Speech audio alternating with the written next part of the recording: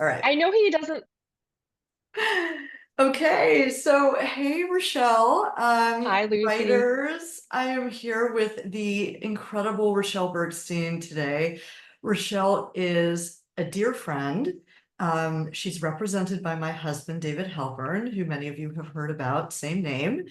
And she has a really interesting and inspiring publishing story, which is why we thought to bring her to you. But also, she has a new book coming out. And I wanted everyone to know about that. So, first, let me just give a little bit about Rachelle. Rachelle is based here in Brooklyn, New York. She's a lifestyle writer, author, and editor focused on style, pop culture, and families. She does have a son who my daughter is very fond of, little Curtis. Her work has appeared in the New York Post, the New York Times, NPR, and more. She's the author of 3 books: Women from the Ankle Down, Brilliance and Fire, and now The Genius of Judy, which is coming out with Simon Schuster this month, I'm pretty sure, really soon, like right away. We're going to her book party. It's going to be amazing. And as I said, she lives with her husband and son in Brooklyn. You can learn more about Rachelle and her books at RachelleBergstein.com. Of course, you'll have all of this in the content that comes with this video, but that's Rachelle, Rachell Bergstein, Bergstein.com. And the book out this month is called The Genius of Judy, which is about Judy Blume, an author we all love and know and who was so foundational to many of us growing up.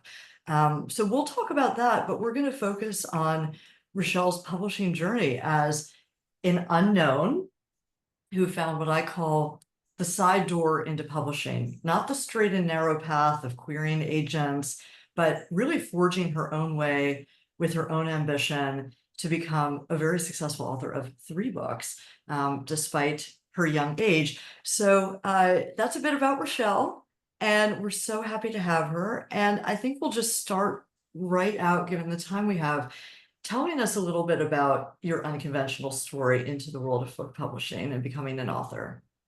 Sure. Well, thank you so much for talking to me today, Lucy. I'm so happy to be here. Um, but yeah, I wanted to be a writer since, I mean, you hear this story from so many writers, but like since I could talk, basically, I was saying I'm going to grow up and be a writer, and the goal changed, it had aged with me. So first I wanted to be the author and illustrator of children's books, and then I wanted to write novels, and then eventually I landed on nonfiction. Hmm. But I started working in publishing for 2 reasons. In part, I wanted to learn the business. I wanted to work in book publishing and understand it. And then for myself, I think I wanted to figure out if I could be happy working in book publishing, because I knew that the writer's path was going to be really difficult and competitive, and it was going to involve a lot of rejection. So I thought to myself, this makes sense to try book publishing, which is what I think a lot of writers do, right? Could I be happy working with books in a different way? Hmm. So my first job in book publishing, as you know, was actually for David. Um, I worked for a literary agency. I got the entry level list of entry level jobs. I worked at the front desk answering phones and reading from the slush pile and things. And I really liked it. I mean, I really enjoyed working in book publishing and getting to know the writers and getting to see um, the process of people revising manuscripts, which is something I had never seen before. Um, but the short story is that I wasn't happy not being a writer. I was jealous, and I thought, how am I gonna have a whole career where I'm jealous of the writers? So um, I left, and then I came back part-time, which was incredible because it allowed me to have like an anchor job while I was trying to pursue writing. Yeah. And So is that the time, Rachelle, by the way, for those, since we're just sort of backing up, Rachelle is talking about her unconventional journey into book publishing and becoming an author. Was that about the time that you started becoming really a legitimate journalist, or were you writing for publications even as you were assisting at the Robbins office? When did you start writing your first publication for outside magazines? I think I might have been doing it while I was at the Robbins office, although maybe not in that first year. Okay. But I think I started, you know what, I got jobs in funny ways. Like I started writing for this, I don't think it exists anymore. Maybe it does, but there was like a travel guide called Sheckies. And Yeah. I started doing some like beauty writing for them. And it was funny because I got that job off Craigslist. So I was really just like looking for any Mm. opportunity to, get a couple bylines under my belt. And um I wrote fiction, I was submitting short stories places. So I was able to do both. I wrote a novel.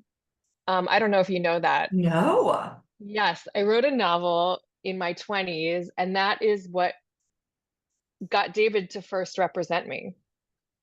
So I wrote a novel and he sent it out to the market and it did not sell, although we got some encouraging responses. And somehow I was able to pick myself up off the floor after that and try nonfiction, which is where I ultimately found my groove. Oh my gosh, I never knew that. And I'm already finding this more inspiring than because this is all new information to me, that you were seeking these bylines, that you went to Craigslist, which wasn't, it's not even something I advise. I had no idea that that was a thing.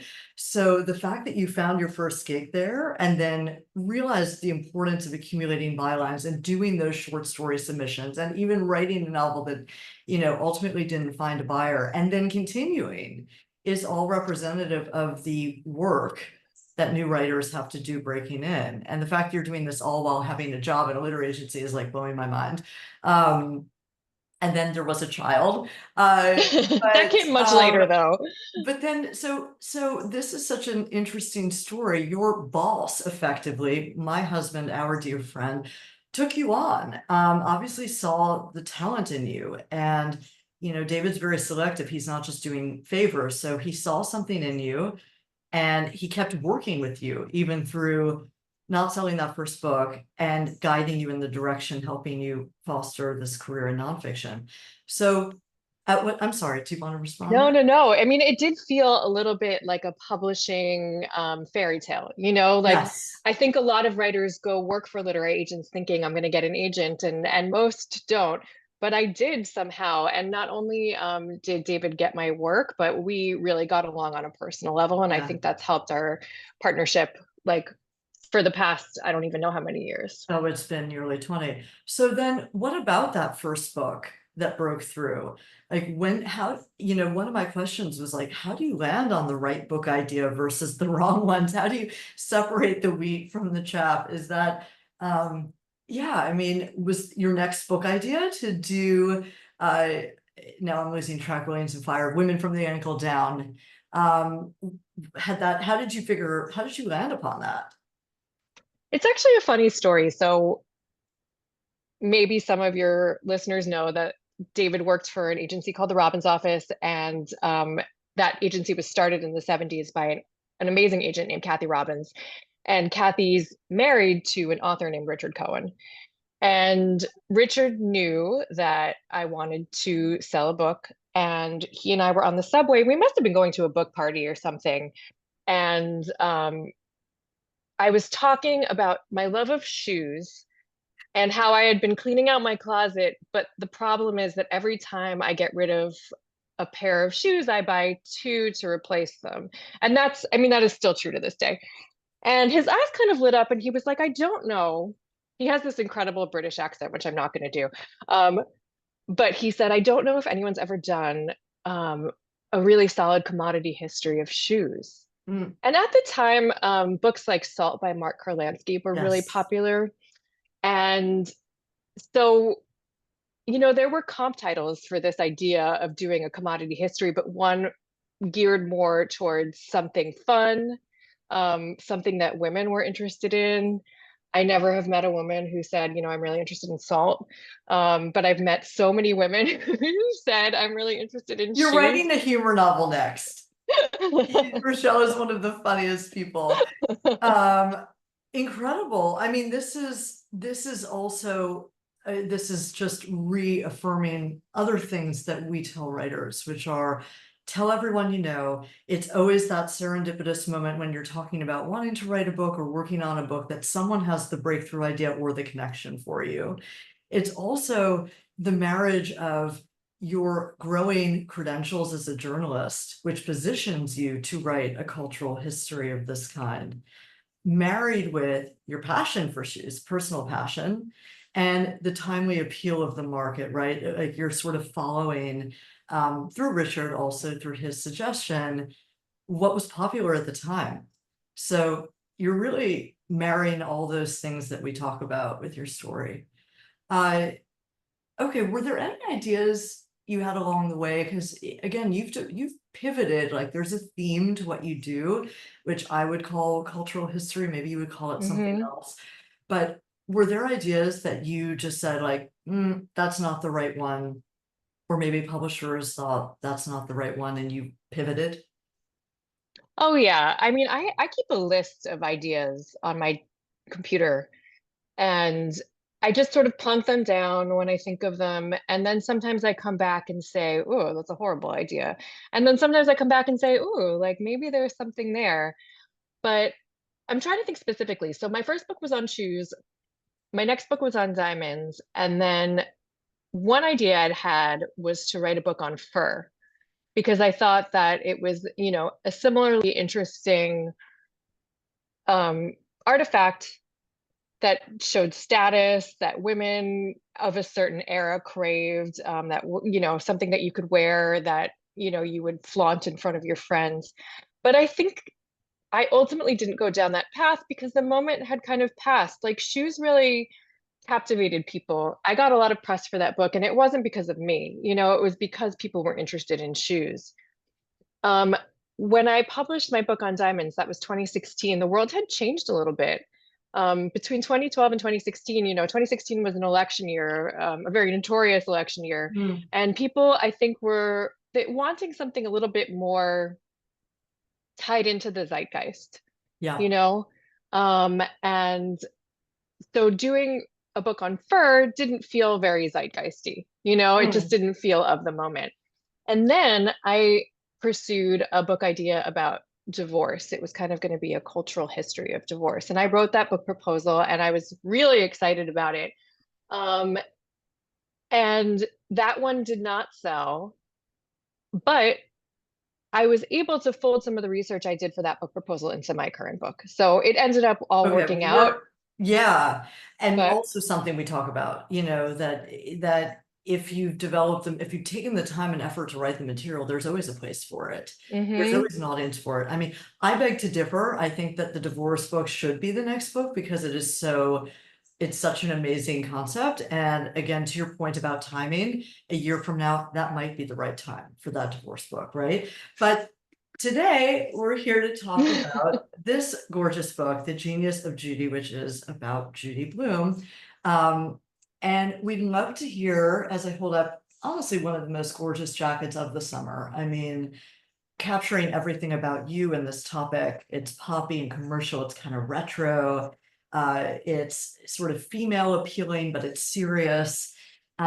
So in terms of this latest book, and that real pivot from a book about divorce to the genius of Judy Blume, what inspired you to write this book?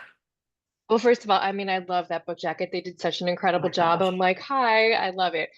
Um, Judy, I mean, Judy is an icon. I grew up like so many women, I'm in my early 40s, my age, just inhaling her books and learning so much from them.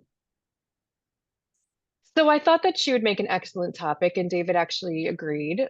Um, but what I wanted to do was to understand why Judy has had such incredible staying power as opposed to some of her contemporaries who Judy wrote about controversial things. She wrote about, menstruation, masturbation, loss of virginity. But some of her contemporaries did as well. So it wasn't just that. And I hadn't read a satisfying explanation for why Judy became the kind of cultural supernova that she is now. Mm, So love that was that my word. mission.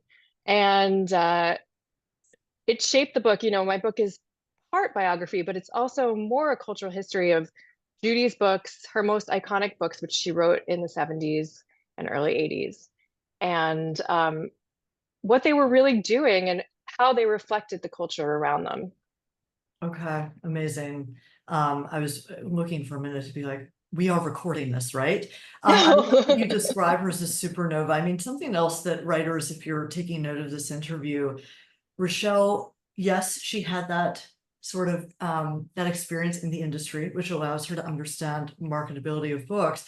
But the way that she's talking about her book is the sort of elevator pitch that we want you to be striving for in editor meetings and just your immediate network as you're writing.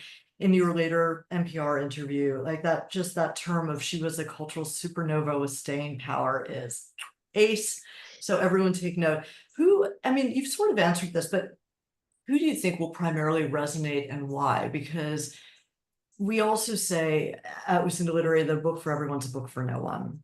And this is not, this is not for like bros. This is not, you know, so we know that off the bat, right? But who is this for?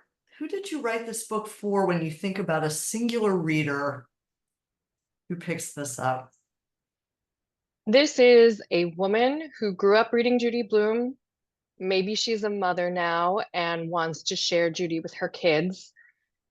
She is intelligent and maybe a little bit, maybe she reads the New Yorker, but she also reads People magazine. I mean, I know so many of those women who they love the highbrow and the lowbrow.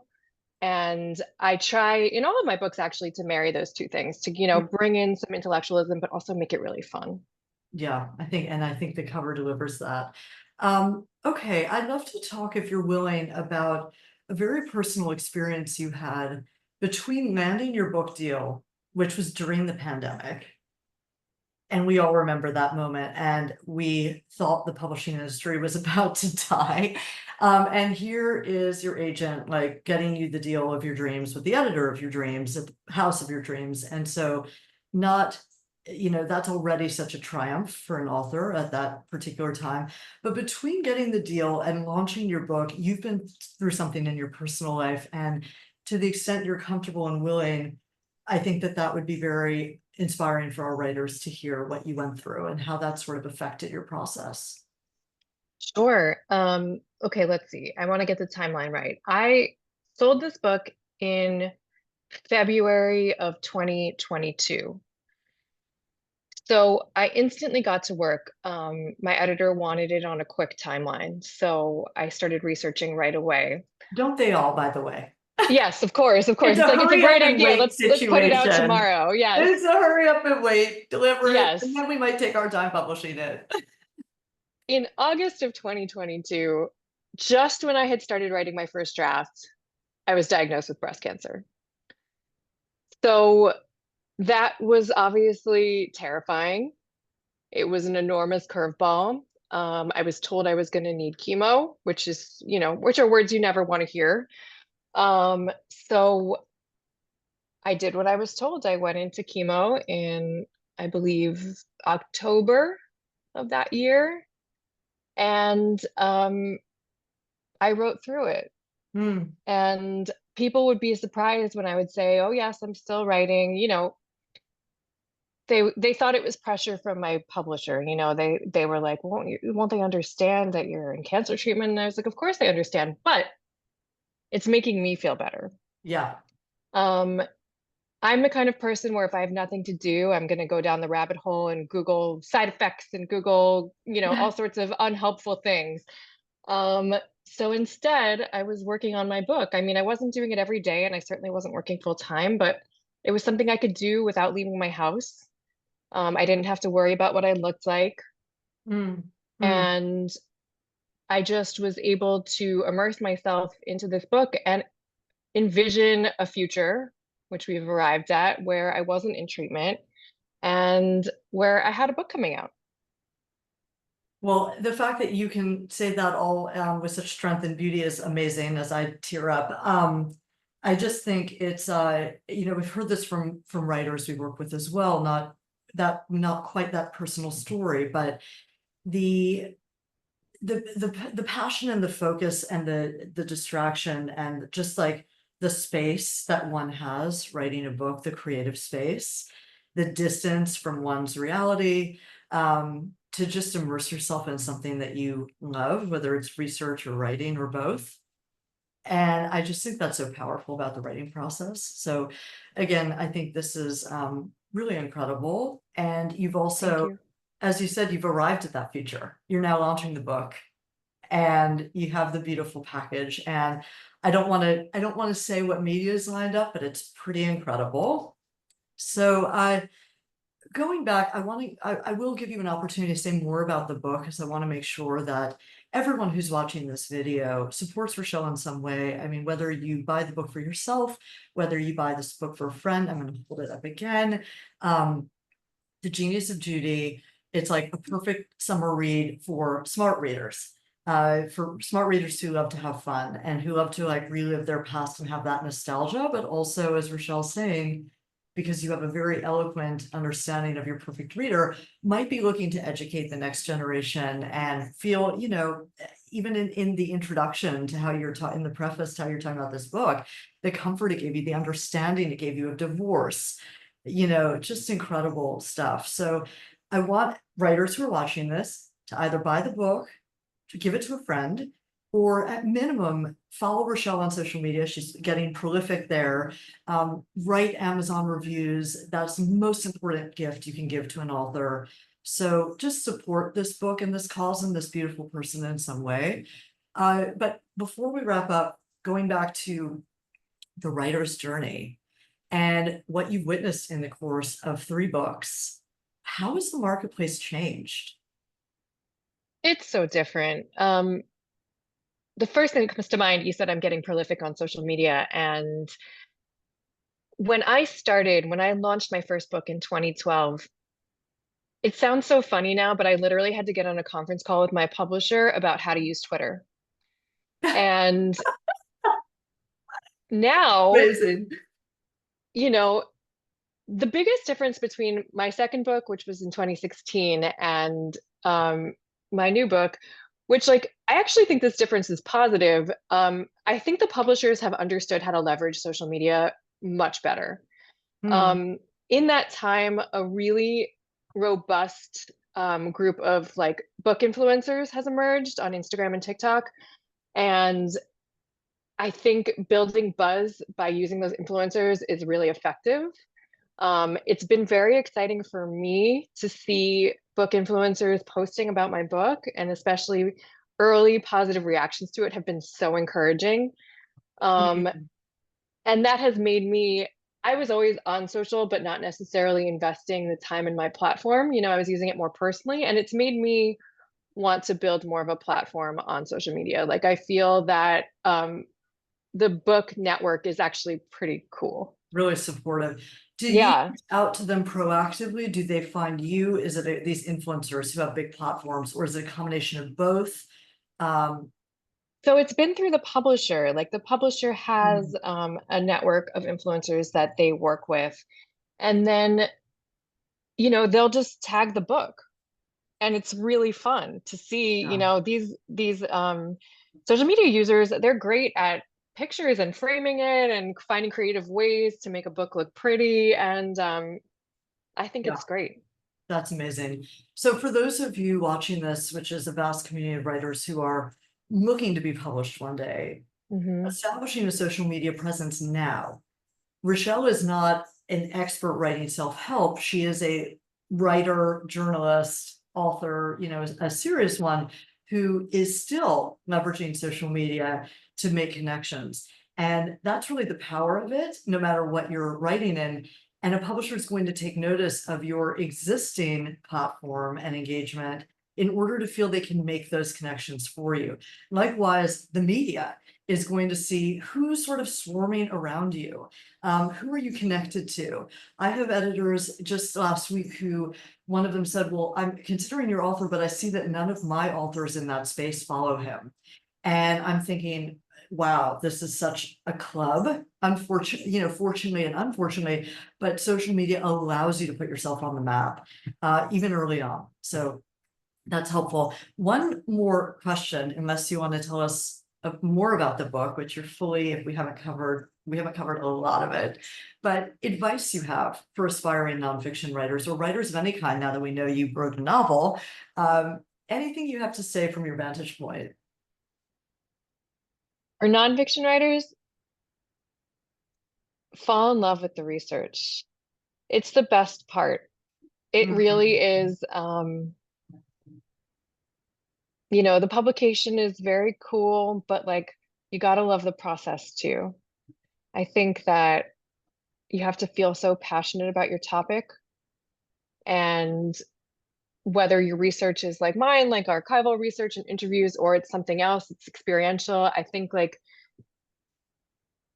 the reader can tell if you're not really invested in what you're talking about. Mm, So I think, yes, think about the way that your book idea ties into the culture and the why now of it all, but also find something that you personally are truly passionate about.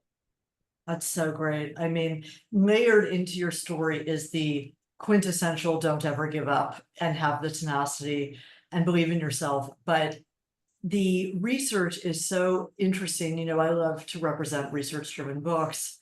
Uh, and we recommend them not only for, PhDs and for journalists, but again, for self-help experts who want to bolster Hmm. their story with what's actually meaningful to a wide readership. How is this not just your story, but the story of something bigger?